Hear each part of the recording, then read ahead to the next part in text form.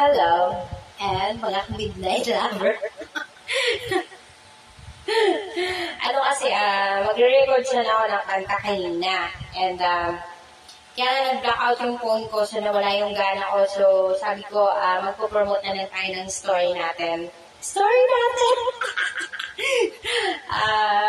Coming March na po, yung Sa Ilalim ng Pusong Hirap, title po nun. And, genre, Mr. Field, Seductive Psychological Romance. Yan, written by Midnight Lover. So, follow nyo ako sa aking sa Dream and Good Novel. Yan, available po si Midnight Lover dyan. Available all the time. Char.